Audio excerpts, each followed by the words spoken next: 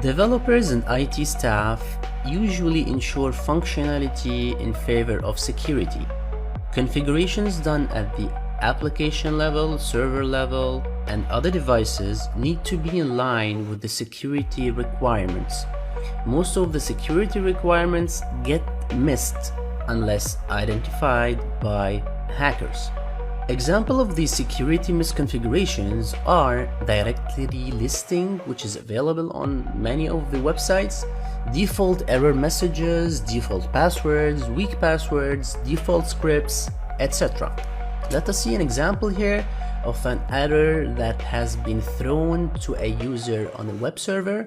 It obviously tells us that this application is using Microsoft Access. Another example obviously tells us that the application is using Oracle database.